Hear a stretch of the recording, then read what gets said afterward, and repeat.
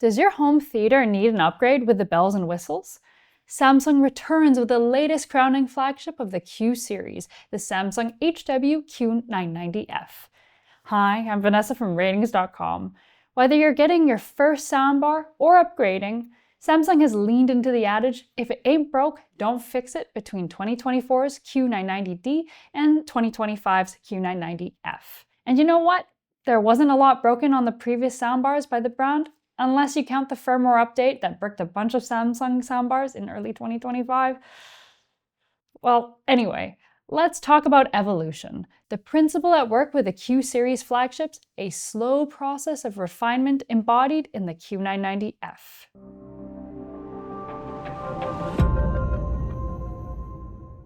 This is an 11.14 channel soundbar with an impressive 23 drivers. It boasts a bevy of connectivity, from dual HDMI in ports, eARC, and optical, to wireless audio and smart home assistants. It's designed as an all-around pick without the pitfalls of being a jack of all trades and a master of none. It truly delivers balanced sound with remarkable audio format compatibility. You get the usual suspects: Dolby Atmos, DTS:X, older formats like Dolby Digital, and some of the slightly more niche formats like Eclipsa audio.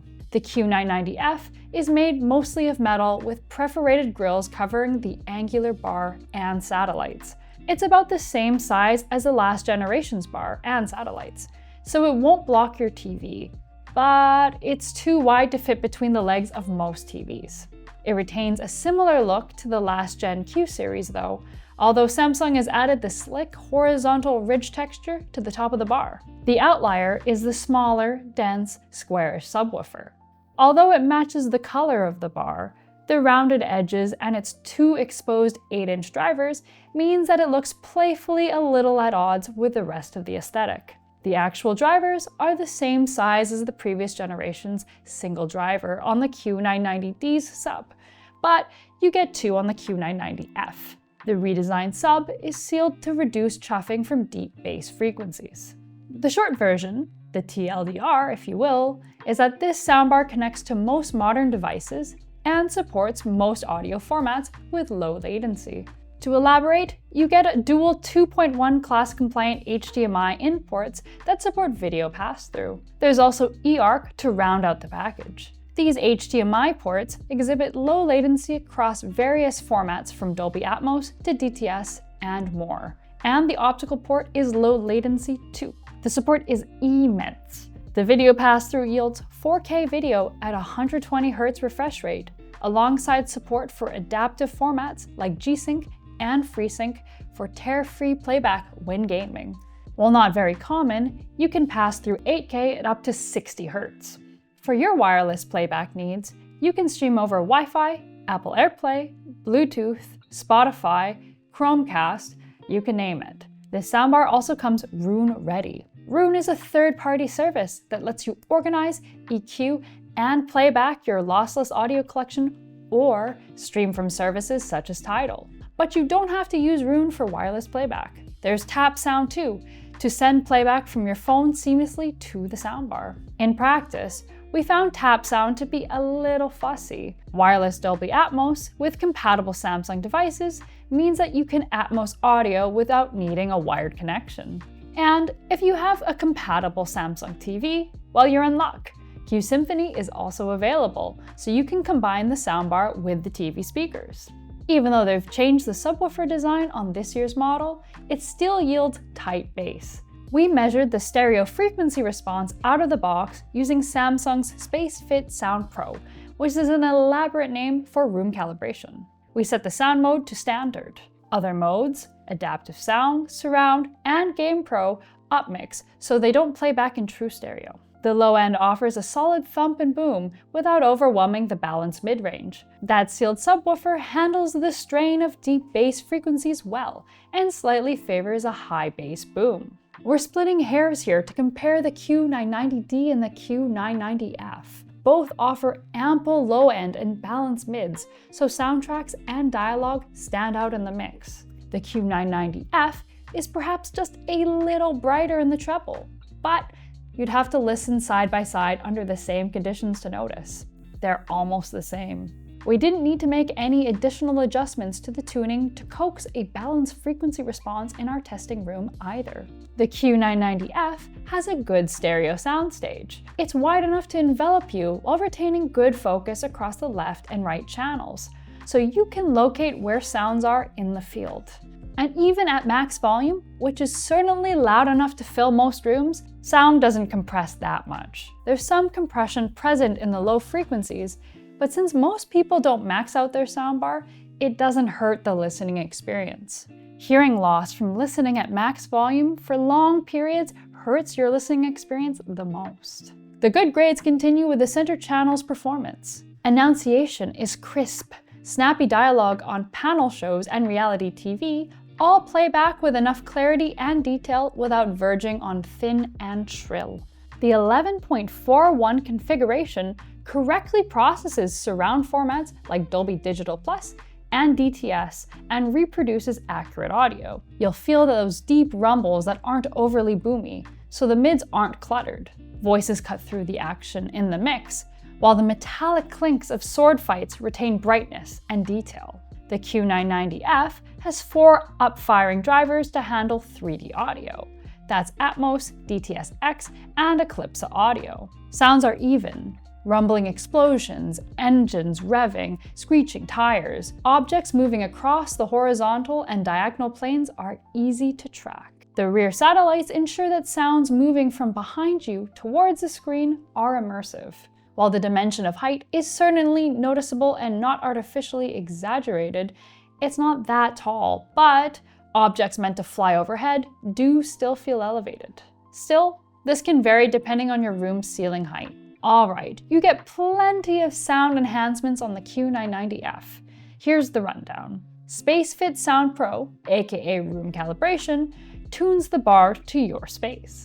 As mentioned before, you get multiple sound modes: Standard, which is the one that we used, Game Pro, Surround, and Adaptive. If you use the Standard sound mode, there's a 7-band graphic equalizer, but if you choose the other modes, you can only control bass and treble. There's a night mode for keeping dynamics in check, so you don't wake up the household.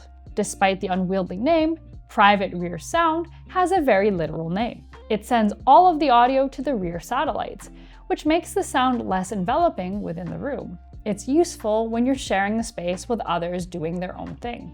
You can also manually adjust the volume and heights of the various drivers too. If you're dealing with poorly mixed audio, the soundbar has 2 types of speech intelligibility modes: Voice Enhancement and Active Voice Amplifier Pro. The sound enhancement features are accessible via the SmartThings app, which groups together the brand's other products under one app. And many are also found on the remote, such as the sound modes. Like the SmartThings app, you can even access the 7-band graphic EQ with the remote by using the gear icon. But unlike volume control or input selection, it's much slower to navigate the graphic EQ via the remote, because you have to wait for the display's interface to scroll. Maybe stick to the app for this one. Plus, the top of the soundbar has physical controls, so you can mute the microphone if you don't want Alexa listening in. Speaking of Amazon Alexa, it's supported. Depending on your Q990F's country, it may or may not support Google Home though. Our American model couldn't connect to Google Home, despite our workarounds, but yours might. So, is the Samsung Q990F the flagship for you? Yes!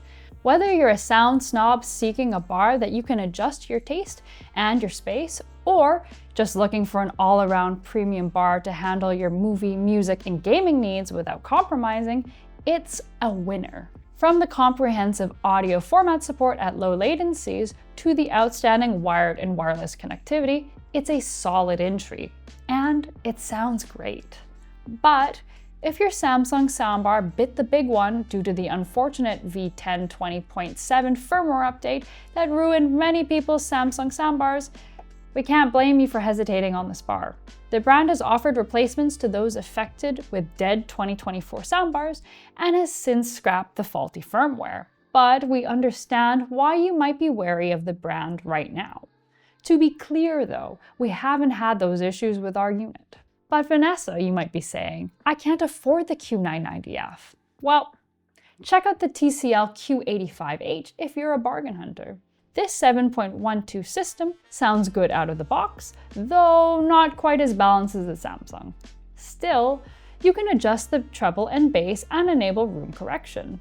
Support for most audio formats is available, and you can hook up your devices via the eARC, HDMI in, or optical ports. Latency is higher, so make use of the AV sync if it's annoying. To be fair though, it features fewer premium accoutrements, but based on value and pure performance alone, it's worth considering. You only get one HDMI in port, and while 4K video is on the menu, it's not 2.1 support. Wireless playback is also limited to Bluetooth and AirPlay, just to name a couple of downsides. So we don't shortchange you on a full comparison video, I won't name the previous Samsung Q990D as the other alternative. Yes, we're going to make a comparison video for the Q990D, and hold your horses, it's a worthwhile alternative. Since we're talking about premium soundbars, let's wheel in the Nakamichi Dragon. This 11.46 kit isn't fooling around. It's massive compared to the Samsung Q990F with 2 subs, and it's louder at max volume to fill out even larger rooms. Just look at these side by side. Setting up the Nakamichi demands your home can fit it, something that's not such a concern for the Samsung. The Nakamichi has ample low-end emphasis to rumble your feet, though it's not necessarily as balanced as the Samsung without dialing in the bass and treble sliders. Its stereo soundstage is a little wider than the Samsung. The Nakamichi's surround sound is amazing too. Wired connectivity is stellar. You get a third HDMI in port for 2.1 video pass-through, alongside eARC and optical. The Nakamichi also supports plenty of audio formats with low latencies, just like the Samsung. Where the Nakamichi isn't as well-rounded is the absence of a graphic EQ and voice assistance. Plus, it's Bluetooth only. No Wi-Fi playback here, folks. We couldn't get the app to work. So, if you want headroom and extra bass, but plan on sticking to wired connections and don't care for investing in an ecosystem, open your wallet and enter the Dragon. But if you want a balanced sound, comprehensive wireless connectivity, oodles of audio format support, and voice assistance, the Samsung Q990F is the way to go. That's it for our review of the Samsung Q990F. To learn more about the soundbar, check out our full written review linked in the description box below. Until next time, I'm Vanessa from Ratings.com, where we help you find the best product for your needs. Goodbye! Thanks for watching. Hearing loss, whoops, couldn't even do it. I have hearing loss. Let's go. Hearing loss at listening, oops, it's not gonna work. Hearing loss from listening at max volume.